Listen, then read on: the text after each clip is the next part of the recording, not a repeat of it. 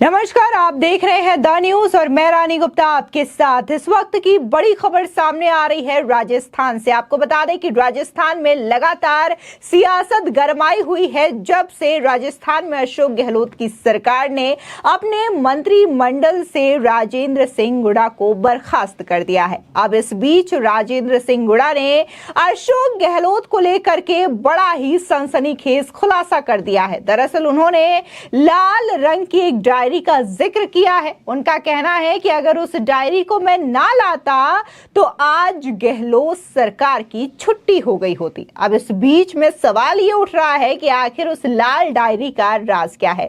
तो वहीं दूसरी ओर देखने को मिल रहा है कि अब कांग्रेस पार्टी ने राजस्थान में चुनाव समिति का गठन कर दिया है। इसमें अशोक गहलोत और पायलट के जो करीबी हैं, समर्थक हैं, उनको शामिल किया गया है। लेकिन यहां पर गौर करने वाली बात यह है कि इस समिति में अशोक गहलोत का दबदबा कुछ ज्यादा ही है। उनके जो समर्थक हैं, उनके मंत्री हैं, उनकी संख्या ज्यादा है। जबकि अगर हम सचिन पायलट की बात करें तो उनकी संख्या, उनके समर्थकों की संख्या बेहद कम है। इसको लेकर के बहुत सारे अटकलें एक बार फिर से राजस्थान की सियासत में शुरू हो चुकी है और कहा यह जा रहा है कि क्या एक बार फिर से राजस्थान में जो गुट है वो दो तरीके से बढ़ सकते हैं या फिर पूरी तरीके से अलग अलग हो सकते हैं। यानी कि फूट की खबरें लगातार सामने आ रही है।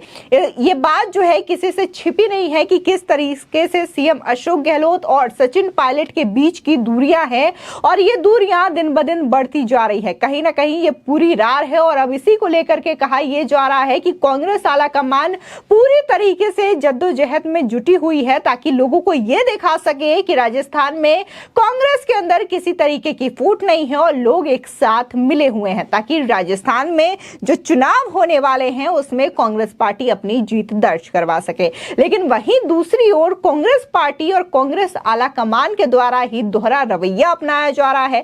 सीएम अशोक गहलोत को लेकर के कुछ और रवैया तो वहीं सचिन पायलट को लेकर के कुछ और रवैया यहां पर साफ तौर से देखने को मिल रहा है। बता दें कि राजस्थान में मंत्री पद से बर्खास्त किए जाने के बाद अब राजेंद्र सिंह गुड़ा ने सीएम अशोक गहलोत पर संगीन आरोप लगा दिए हैं। गहलोत सरकार में आरटीडीसी के चेयरमैन धर्मेंद्र राठौड़ के यहां ईडी ने छापा मारा था। अब राजेंद्र गुड़ा ने यह दावा किया है कि सीएम अशोक गहलोत ने उनसे यह कहा था कि धर्मेंद्र राठौड़ के यहां हर हाल में लाल रंग की डायरी लेकर आ जाओ। गुड़ा का यह दावा है कि वो इस डायरी को लेकर के आए थे। बता दें, दरअसल न्यूज चैनल रिपब्लिक से इंटरव्यू में राजेंद्र सिंह गुड़ा ने यह दावा किया है कि जब वो डायरी लेकर आए तो अशोक गहलोत ने बार बार पूछा कि उसे जला दिया या नहीं जला दिया। राजेंद्र सिंह गुड़ा ने डायरी में क्या था यह तो रिपोर्टर के पूछने पर नहीं बताया, लेकिन संकेत देते हुए कहा कि अगर महत्वपूर्ण नाम उस लाल डायरी में ना होते तो सीएम अशोक गहलोत उसे क्यों जलवाते। राजेंद्र सिंह गुड़ा ने फिलहाल ये बताने से भी इनकार कर दिया है कि इस लाल रंग की डायरी का राज वो आगे चलकर खोलेंगे या नहीं। वहीं रिपोर्टर के सवाल पर गुड़ा इस मामले में चुप ही दिखाई दिए। गुड़ा ने अपने इंटरव्यू में लाल डायरी और अशोक गहलोत को लेकर के बहुत सारे दावे किए हैं। बता दें, राजेंद्र गुड़ा ने इससे पहले ऐलान किया था कि राजस्थान में महिलाओं के खिलाफ अत्याचार पर वो लगातार अपनी आवाज उठाते रहेंगे। उन्होंने राजस्थान विधानसभा में यह कहा था कि मणिपुर में जो हुआ वो बेहद शर्मनाक है, लेकिन राजस्थान में भी महिलाओं के खिलाफ अपराध हो रहे हैं और उस पर भी चर्चा होनी चाहिए। बता दें, उन्होंने कहा था कि मणिपुर में जिक्र करने से पहले अपने गिरेबान में भी झांकना जरूरी है। विधानसभा में राजेंद्र गुड़ा का यह बयान आने के बाद ही सीएम अशोक गहलोत ने गवर्नर से सिफारिश कर उनको मंत्री पद से बर्खास्त कर दिया था।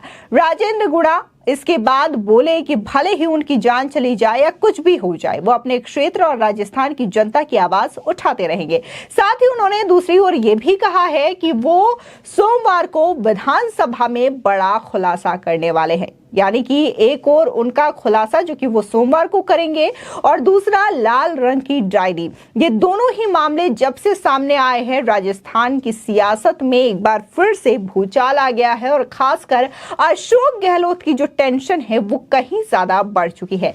वहीं दूसरी ओर राजस्थान कांग्रेस के प्रभारी सुखजिंदर सिंह रंधावा ने ये कहा है कि राजेंद्र सिंह गुड़ा ने बड़ा खुलासा आज तक क्यों नहीं किया, खुलासा कर देना चाहिए, मन में नहीं नहीं रखना चाहिए। जो मन में बात रखता है वो सेहत के लिए भी खराब हो जाता है।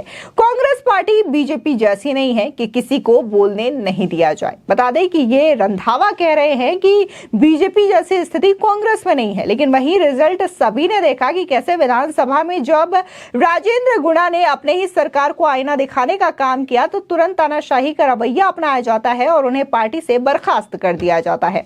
बता दें, दरअसल भास्कर से खास बातचीत में रंधावा ने कहा कि सचिन पायलट का बिना पद के भी उससे ज्यादा नाम है। इनके पिताजी कांग्रेस के बड़े लीडर रहे हैं। सचिन पायलट की स्वीकार्यता है उनका जनाधार। आज तक सचिन पायलट ने कभी नहीं कहा कि मैं पार्टी छोड़ूंगा। पार्टी लाइन से परे जाकर कभी ऐसी बात उन्होंने नहीं कही है।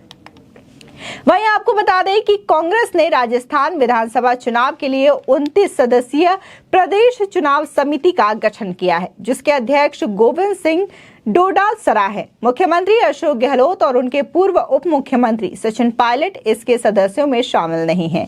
इसमें पूर्व उप मुख्यमंत्री सचिन पायलट के समर्थकों को मुख्यमंत्री अशोक गहलोत के समर्थकों से कम प्राथमिकता दी गई है, जो कि बहुत बड़ा सवाल खड़ा करती है। पार्टी की ओर से जारी एक बयान में ये कहा गया है कि कांग्रेस अध्यक्ष मल्लिकार्जुन खड़गे ने प्रदेश चुनाव समिति के गठन के प्रस्ताव को मंजूरी दी है।